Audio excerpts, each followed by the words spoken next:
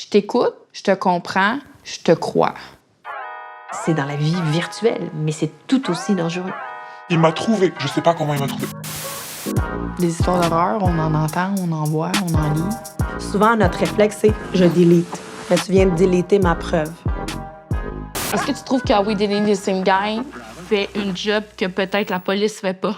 On va aller là? OK.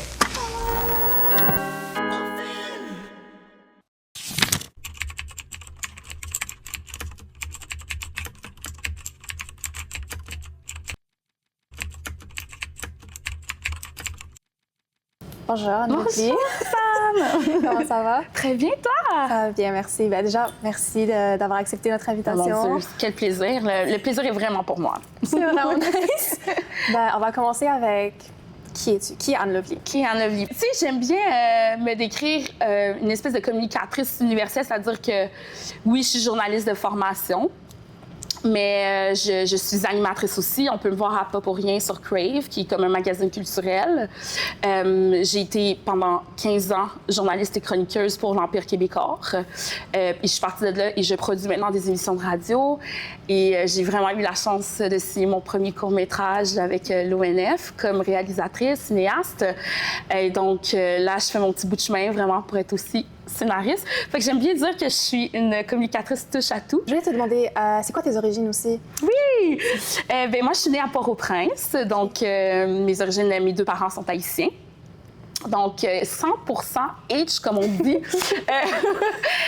Puis, comme on dit l'expression créole, natif natal, qui veut dire que je suis vraiment née sur la terre de mes ancêtres. Donc, ouais, j'ai grandi par contre à Montréal. Je suis arrivée ici très jeune. Je suis arrivée, j'avais comme 2-3 ans. Donc, je suis une Montréalaise tatouée aussi sur le cœur. Une Canadienne aussi. Donc, et dans quel quartier?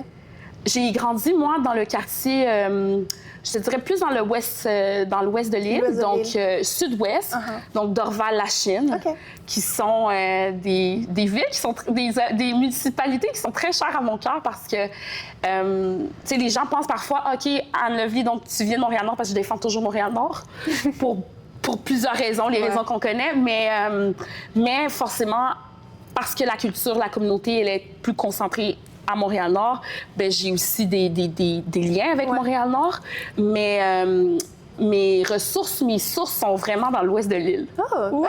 C'est pas juste. Je pense que ça en dit beaucoup où est-ce qu'on a grandi en tant que Montréalais. Genre, chacun a sa petite épice avec son quartier. Ah ouais, on a toutes nos saveurs. Chaque quartier a sa saveur. À 100%, vraiment beaucoup. Donc, on va rentrer un peu plus dans le croquant. Ouais. Donc, tu as réalisé un documentaire d'une 30aine de minutes qui s'appelle Féminicide. Oui. C'est genre... C'est un beau jeu de mots. Ouais. C'est quoi? Bien, féminicide, c'est un jeu de mots d'abord qui se veut entre le féminisme et féminicide et aussi les sites de rencontres. C'est un mashing pot de tout ça dans un mot.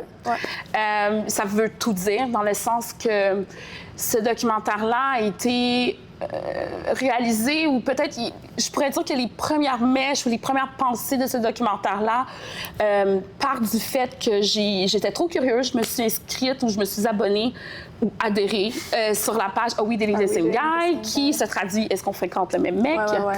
Et cette page qui se veut une page qui dénonce un peu les gars qui ont des comportements problématiques, mais pas nécessairement criminels, mais des gars qui peuvent jouer sur plusieurs tableaux en même temps, des mecs mariés qui se disent, qui sont infidèles, des mecs qui se disent veufs, mais en fait, leur femme est bel et bien vivante, des trucs bizarres. Oh We Didn't the Same Guy, ça va loin. Et donc, c'était, je sais pas, c'était comme une curiosité qui était un peu malsaine, dans le sens que, pour moi, c'était aussi divertissant qu'une telenovela mexicaine. Et pour me rendre compte qu'un jour, en fait, c'est beaucoup plus sérieux. Cette page-là est aussi une page qui se veut une espèce de protection pour les femmes. C'est vraiment lorsque j'ai aperçu la publication d'une jeune femme, d'une photo qui m'était très familière et que par la suite, j'ai poussé mes recherches pour me rendre compte que ce gars qui avait été publié était le meurtrier d'une collègue à moi qui était décédée, en fait, qui avait été assassinée, pas décédée, mais assassinée par le même mec qui maintenant faisait du trouble avec cette jeune femme-là qui a publié sur Oh We Didn't the Same Guy. Et là commence une quête pour moi pour me dire, est-ce que en fait, les hommes qui sont dangereux, est-ce que on est, nous, les femmes, en sécurité dans le monde du dating? Et d'où là commence cette quête-là qui, ma foi, m'a beaucoup porté de réflexion par rapport au système de justice. Est-ce qu'il y a une lacune par rapport à la sécurité des femmes? Est-ce qu'on est aussi arriéré par rapport au code criminel? Est-ce que la technologie va trop vite pour le code criminel? Est-ce que la législation peut se permettre de se ralentir au point qu'on en est en ce moment? Fait qu'il y a toute une amalgame de questionnements qui vient avec ça, mais surtout, en premier, c'était sensibiliser et surtout apporter des discussions par rapport aux jeunes hommes, aux jeunes femmes, mais vraiment à toute la population sur le dating numérique, parce que forcément, il faut qu'on s'admette que la façon principale de rencontrer l'amour de nos jours est en ligne. Dating apps, C'est réseaux en ligne. sociaux, tout. C'est en ligne. À 100%. Je pense qu'il y a une misconception, genre Oui. une méconception du... Oui. C'est quoi une féministe? Pour toi, après, je pense que tu as fait beaucoup de recherches, tu as pris le temps de parler puis Oui. de mieux comprendre les termes, Oui. parce qu'on se perd beaucoup avec les termes. C'est quoi une féministe? Ah, c'est tellement une très bonne question et c'est la première fois qu'on me la pose. Une féministe, pour moi, c'est une... Pour moi, je vais parler au nom de Anne Levy seulement, au jeu. C'est une femme qui est pour les femmes, qu'importe la décision que cette femme-là se donne, OK? C'est-à-dire, il faut être consciente que ce ne sont pas toutes les femmes qui vivent dans les mêmes conditions. Quand on parle de conditions féminines, OK? Toi et moi, par exemple, à Montréal, on a une certaine condition où est-ce qu'on peut librement vivre notre vie. Lorsqu'on parle de conditions féminines, par exemple en Haïti, je vais parler pour mon pays parce que je le connais, elle est très différente que celle d'à Montréal. Lorsque je parle de conditions féminines dans le sud des États-Unis, aussi bête que ça, dans le sud des États-Unis, la condition féminine est absolument différente que la femme new-yorkaise, par exemple. Et je pense que le féminisme, c'est de prendre en compte tous ces féministes intersectionnels-là. Je vais même aller plus loin. Le féminisme, même ici à Montréal, d'une femme trans, n'a rien à voir avec le féminisme que moi, je vis en tant que femme noire. J'ai plus de privilèges, moi, femme noire, que la femme trans. On peut même aller pousser et dire une femme québécoise blanche à une femme québécoise noire, Exactement. etc. Exactement. Une femme arabe et une femme noire ont peut-être les mêmes référents de conditions féminines, plutôt que la femme blanche, qui est mon amie, qui a grandi dans un quartier qui était privilégié, que ses parents ont des métiers de professionnels légaux, etc. Donc, de se rendre compte de toutes ces conditions féminines-là, je pense que c'est ça, le féminisme. Et si on se tient l'une et l'autre et qu'on s'accepte l'une et l'autre dans toutes ces conditions que je viens de nommer là, je pense que c'est ça le plus beau du féminisme. Et c'est ce que c'est pour moi la sororité. OK. C'est ce que je te dirais. Est-ce que ça répond à ta question? Ben oui. OK. Ben oui. T'inquiète pas, si ça répond pas, je vais pousser un peu plus. Pousser, Ben oui, je serais comme, super. what about this? Tu vois, t'inquiète. Super. Aujourd'hui, au Québec, à Montréal, on vient de commencer l'année. Il y a eu plusieurs féminicides déjà. Et si on est juste dans les faits récents, ce lundi, il y a eu la fusillade à Côte-des-Neiges. Le tireur présumé adhère à des propos incel et des propos antiféministes. Pourquoi, aujourd'hui, plus que jamais, c'est important de vulgariser et de comprendre ces phénomènes qui font des différences entre les genres. Et est-ce que, j'aurais dire ça d'une autre manière, est-ce que comprendre ces phénomènes-là peut prévenir ces actes-là? Je vais pousser un peu plus loin dans le sens où c'est drôle parce que le documentaire est sorti en plein cœur de plein d'enjeux sociaux qui sont arrivés en même temps. Donc, l'adoption de la loi Gabi-Renault. Il y a eu ensuite, comme tu dis, plusieurs féminicides. Là, on est rendu à une dizaine, dépendant du moment où la vidéo va sortir. Peut-être qu'on va être rendu à une douzaine, j'en ai aucune idée, mais on est rendu à une dizaine de féminicides, ça c'est sûr. Et on a ce discours masculiniste qui est vraiment très inquiétant et qui adhère, ma foi, à toutes ces philosophies d'Andrew Tate et qui, maintenant, se laisse une place une pente très, très glissante dans la tête des jeunes hommes. Alors, pour répondre à ta question, de le savoir, nous, comme femmes, mais aussi comme hommes, je pense que c'est très important parce que ça éveille les consciences. Maintenant, est-ce que ça peut prévenir de féminicide? Est-ce que ça peut prévenir des actes aussi sordides qui se sont déroulés à Montréal, comme un tireur fou qui arrive dans une foule? Je suis pas certaine. La seule chose que je vais te répondre à ça, c'est qu'on a besoin d'hommes de pouvoir et privilégiés qui prennent la parole. OK? Autant comme pour mon documentaire, où est-ce qu'on n'est pas certaine d'où s'en va la sécurité des femmes qui datent en ligne, on doit avoir des hommes de pouvoir de ces applications-là, qui tiennent ces applications-là comme Tinder, comme le fait Bumble, by the way, parce que c'est tenu par une femme, mais qui doivent se tenir et dire « je prends la responsabilité morale. La moitié des gens qui sont sur mon application sont des femmes. Je me dois de les protéger d'une manière ou d'une autre et de leur donner les outils d'une manière comme d'une autre. » Autant que pour tout ce qui est philosophie, incel, etc. Donc, je m'en viens pour dire que c'est important d'avoir plein d'hommes qui se lèvent et qui dénoncent ça. Je pense que déjà là, ça va être un pas vers l'avant. Si on a des hommes qui se lèvent et qui parlent et qui vont dénoncer ce genre de choses-là, bien, c'est là que le changement va opérer. Avec les femmes. Bien, absolument. C'est ce que je crois. Encore, c'est Anne Lovely qui parle. Est-ce qu'il y a... Quel changement tu as pu voir en toi, dans ta vision des choses, du online dating, des réseaux sociaux, etc., avant et après le tournage? Avant, c'est une très bonne question. Avant, j'y allais d'une manière où j'étais très dans la naïveté, dans le sens où je me disais, bon, il y a encore du travail à faire, mais au bout du compte, c'est des exceptions, en fait. C'est pas la règle. C'est pas la règle. Mais après le tournage, je suis comme... Non, faut sensibiliser, faut parler, faut que tous les gens qui aient vu ce moyen-métrage ou tous les autres contenus puissent avoir les consciences éveillées, tout simplement parce que l'on veuille ou qu'on ne le veuille pas, 96% des agresseurs, c'est une statistique qui est là, vous pouvez la googler, 96% des agresseurs sont des hommes. Donc, j'ai pas d'autres mots pour dire, en fait, qu'après le documentaire, j'étais plus que convaincue qu'il faut faire quelque chose, il faut sensibiliser, surtout les hommes comme les femmes.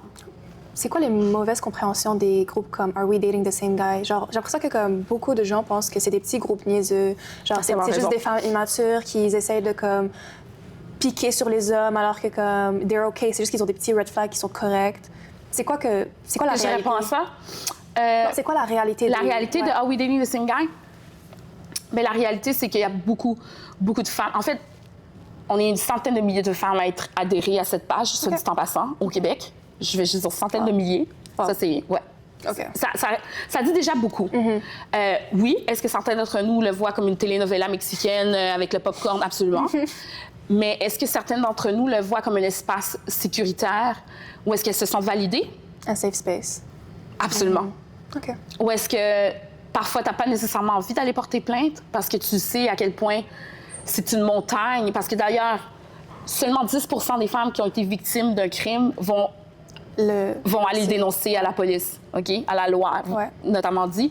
Donc, le 90% qui reste, ben une chance que We Dating the Same Guy existe et que ces administratrices-là, comme on a vu dans le moyen-métrage, dans mon moyen-métrage Féminicide, une chance qu'elles existent pour accompagner ces femmes-là qui ont eu des mésaventures, qui ont eu des récits vraiment pas drôles et qu'elles se sentent écoutées et qu'il y a une espèce de sororité. J'aime bien dire que c'est ça, une sororité numérique. C'est ça, We Dating the Same Guy. Je sais que dans la tête de plusieurs, c'est une page diffamatoire, une page où les femmes se vengent.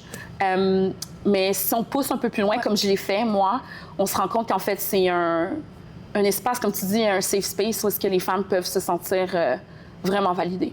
Tu as parlé de l'adoption de la loi Gabi Renault. Oui. Est-ce que... on a adopté la loi jeudi passé. Oui. Qu'est-ce que ça rapporte de plus pour les femmes? Je trouve que c'est déjà un pas vers l'avant parce qu'on nous a écoutés. Ce qui est comme difficile de se faire écouter quand tu es une femme dans l'espace public et politique. Je trouve que Ruba Gaza a fait un travail extraordinaire pour faire entendre l'urgence après une dizaine de féminicides, d'avoir accès à ces registres-là d'antécédents de violence conjugale. Maintenant, est-ce qu'elle est parfaite, la loi? Non, mais c'est un pas vers l'avant. C'est-à-dire que en parallèle avec mon moyen-métrage, si on a accès aux antécédents d'un homme qui est dangereux ou qui a un antécédent de violence conjugale, pourquoi pas le faire pour les hommes qui ont été des violeurs répétitifs en série, des meurtriers en série, des délinquants dangereux. Je pense que là, tranquillement, pas vite, en tout cas, moi, ça m'a donné cette impression-là qu'on va vers la bonne direction. Certaines femmes pensent que cette loi, ça donne un peu ça facilite la propagation d'informations que Are We Dating the Same Guy essaye de faire. Comme tu parles du doxing, qu'est-ce que tu veux dire? Non, dans le sens où Are We Dating the Same Guy, c'est fait pour dénoncer, prévenir les femmes. Oui. Est-ce que cette loi-là aiderait aussi à... Mais bien sûr. J'ai travaillé beaucoup avec des travailleuses sociales qui travaillent au sein de différents centres d'hébergement de femmes violentées avec leurs enfants. Et beaucoup d'entre elles m'ont confirmé ou m'ont partagé que les hommes qui ont tendance à être des récidives, qui sont des hommes violents, ont toujours le même modus operandi. OK. Et ça commence de façon absolument sournoise pour enfin te rendre compte que le mec en question, il est violent et qu'il va recommencer. Mais c'est déjà, je trouve ça très bien de savoir, OK, mais est-ce que je suis la première, en fait, ou est-ce qu'il y avait une trollée de femmes avant moi? Ouais. Et c'est la raison pour laquelle, parce qu'ils recommencent toujours, ces hommes-là, malheureusement. Ils retombent toujours. Ils retombent toujours dans le même, dans les mêmes habitudes. Oui, exactement. Les mêmes opérations, ils le font tout le temps. Donc, de savoir qu'il a été reconnu coupable pour ça, bien, là, après ça n'en détient qu'à elle. Au moins, elle a toutes les informations. C'est ça que je trouve important, c'est d'obtenir, nous, les femmes, toutes les informations qui peuvent sauver notre vie. À 100%. La victime dont je vais taire l'identité, bien, je vais l'appeler Mademoiselle.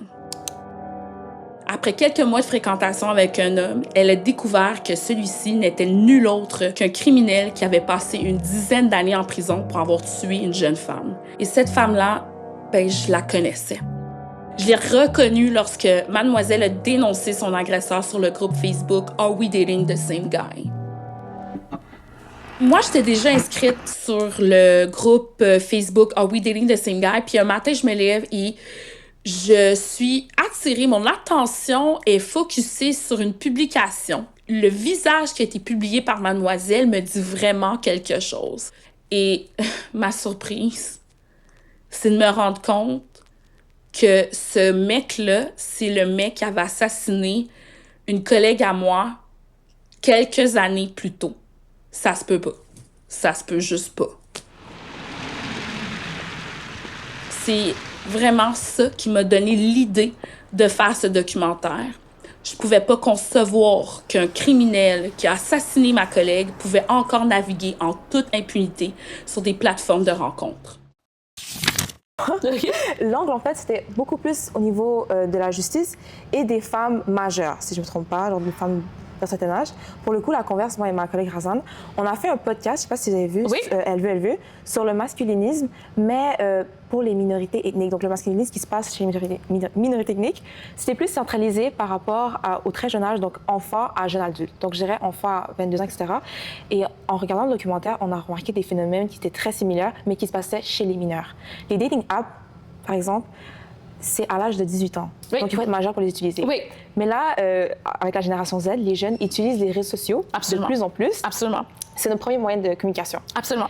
Et le fait que les réseaux sociaux, surtout suite à la COVID, l'utilisation de la communication des réseaux sociaux a été très normalisée. Oui. Est-ce que les jeunes sont plus à risque de danger que les personnes majeures, que les adultes? C'est super intéressant comment tu l'amènes. Je t'explique. Tu sais, pour le moyen-métrage, je m'adressais effectivement aux femmes majeures parce qu'elles... Puis quand je dis majeures, c'est de 18 à 80. Parce qu'il y a beaucoup de femmes qui n'ont pas grandi avec les réseaux sociaux, comme vous, les Gen Z, et qui naviguent là-dessus avec une certaine naïveté, une certaine... tu sais, une frivolité, une candeur, et elles n'ont aucune idée à quel point ça peut être dangereux. Tandis que les plus jeunes ont puis je m'inclus là-dedans, c'est-à-dire les millénarios et les Gen Z, et bon, là, les jeunes à façon beaucoup trop jeune, mais on a une facilité à comprendre peut-être les codes de l'utilisation des réseaux sociaux, mais aussi des applications de rencontres.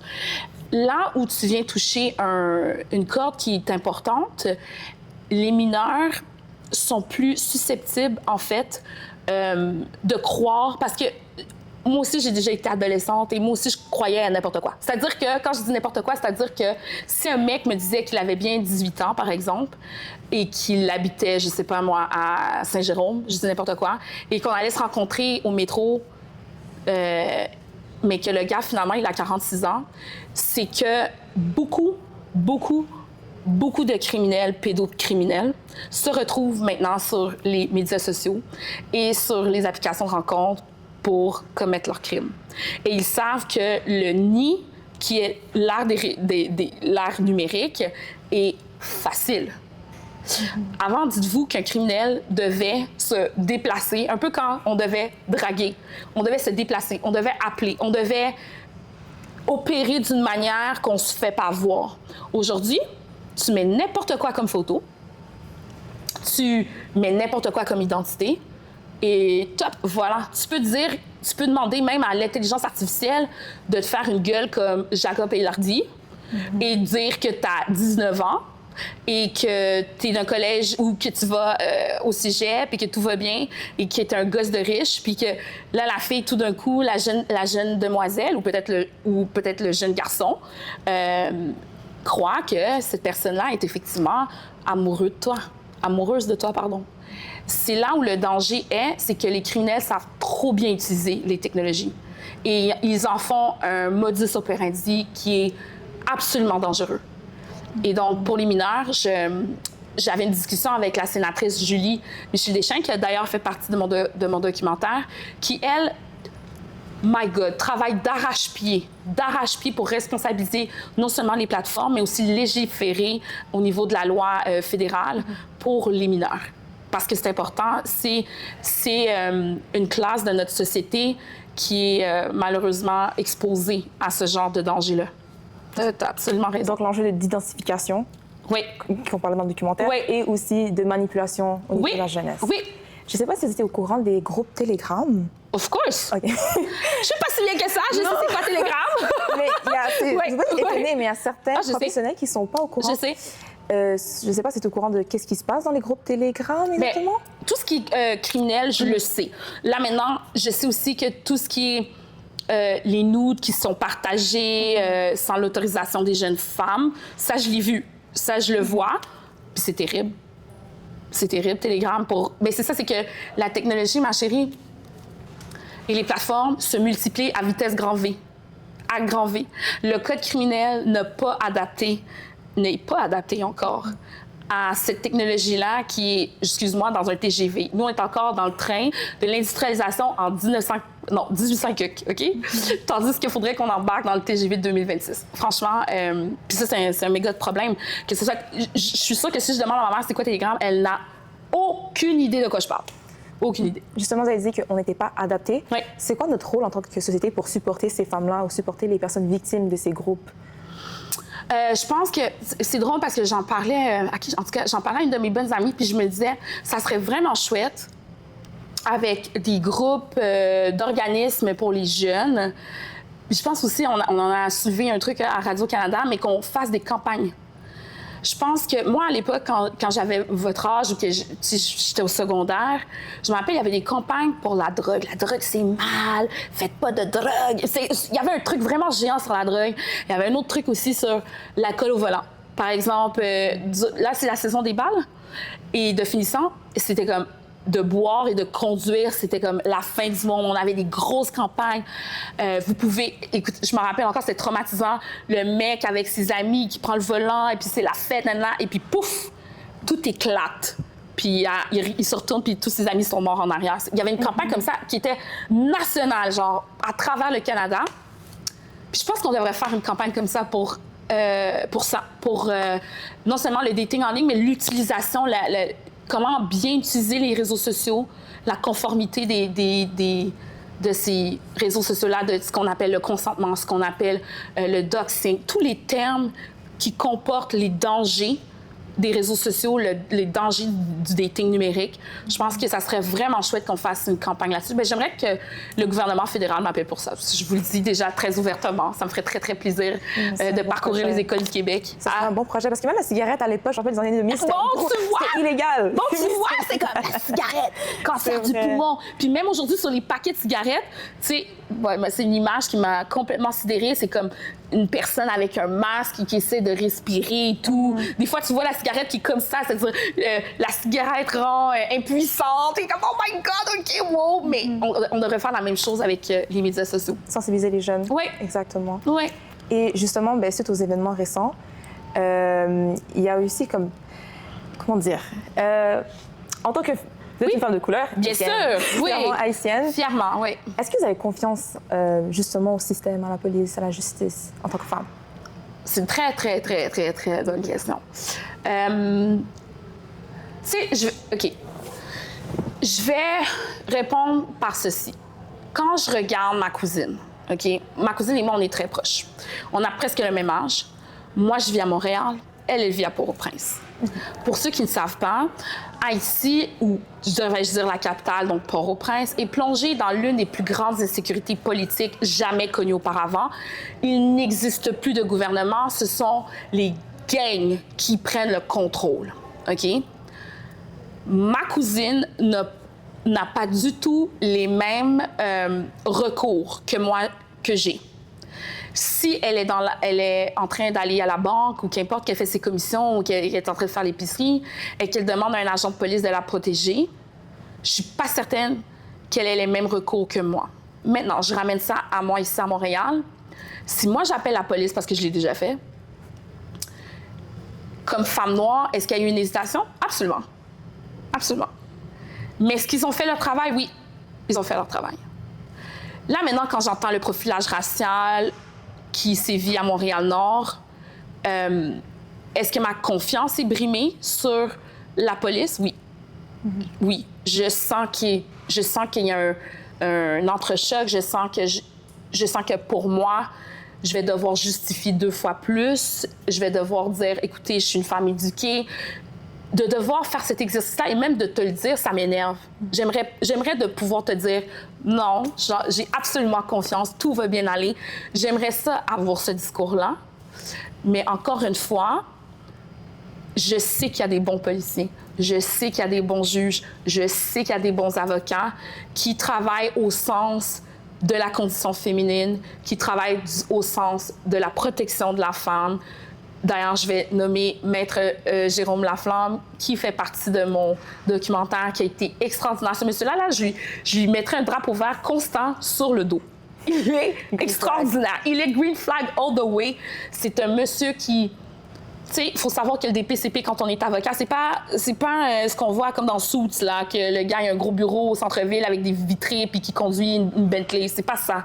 C'est un gars qui a vraiment fait la promesse à la société de protéger, en fait, de mettre les méchants en dedans, comme j'avais dit dans mon documentaire, en dedans, ceux qui font du mal, ceux qui s'approprient les histoires des victimes pour vraiment que la justice règne.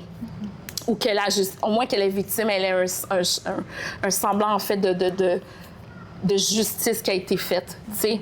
Fait que oui, notre système de justice est loin d'être parfait, mais je dois dire que j'ai quand même espoir qu'il s'améliore, puis que je suis chanceuse de vivre dans un pays où est-ce que les hommes qui commettent et qui sont reconnus coupables de crimes vont en prison. Parce que c'est pas partout comme ça dans le monde. Puis je reviens à ma cousine à Port-au-Prince que elle, ça serait pas le cas. C'est vrai. Plusieurs jeunes ne comprennent pas le système de justice, ni y croient, tout simplement. Ça serait quoi les conseils pour démanteler? Ça serait quoi le processus pour dire aux jeunes, écoute, on est là pour toi? Pour vrai, je pense que les policiers et les avocats et les politiciens auraient tellement de trucs à il y aurait tellement de bénéfices à ce qu'ils disaient dans les conférences, dans les écoles. Moi, je le fais, là.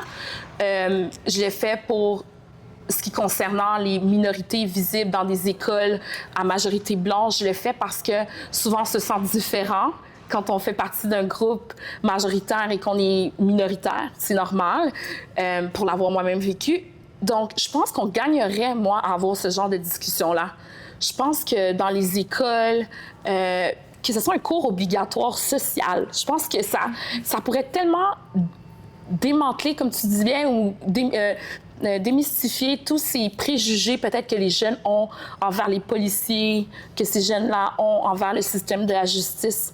Je pense que ça bénéficierait vraiment à tout le monde parce que il est lourd. Je vous dis pas que la lourdeur administrative n'existe pas. Elle existe, elle est là. Mais il y a des gens tellement chouettes qui font un travail extraordinaire pour justement que la société soit cohérente et qu'il y ait une cohésion sociale, homme, femme, qu'importe. Je pense que ça serait une bonne manière de le faire. Une éducation à l'école, parce qu'on a remarqué, en fait, chez les jeunes, ça se fait dans la rue. Ben oui. C'est ça, donc ça serait une éducation aussi peut-être parentale, pour le coup, ou seulement à l'école? Ah, les deux. Les deux. Tu sais, quand je parle de campagne nationale, je pense que ça rejoint autant les parents que les enfants, là. Je pense que... Puis, tu sais, les trucs de dating numérique, je m'adresse aussi aux madames de 80 ans, là, que leur petit mari est peut-être décédé puis ils veulent avoir un boyfriend dans leur RPA, là. Elles sont absolument naïves là-dedans. Mais attendez, est-ce que vous avez demandé le nom? Est-ce que vous avez double vérifié le nom du petit patinet qui dit qu'il veut être dans votre RPA avec vous? Est-ce que vous avez... Parce que peut-être qu'il veut juste votre argent. C'est vrai. Vous comprenez? Ça s'adresse vraiment à toute la population. Puis je pense que, il y a une grosse éducation à faire parce que c'est vrai que c'est un phénomène qui est récent. Je dis pas qu'il est nouveau, mais qui est récent, tu sais. De là, on gagnerait ensemble en tant que société. Donc, merci beaucoup pour ce moment. S'il y aurait un message à passer et à propos de ton moyen-métrage, ça serait quoi? Je veux vraiment dire que la sororité numérique sauve les femmes et je veux vraiment que ce moyen-métrage-là puisse susciter des discussions entre familles. Je veux que ça suscite entre de Girl Squad. Je veux que ça suscite une discussion pour sensibiliser. Vraiment, parce qu'on a trop l'impression que, tu sais, le gauche-droite, swipe left, swipe right, je trouve tellement que ça donne un message des espèces de...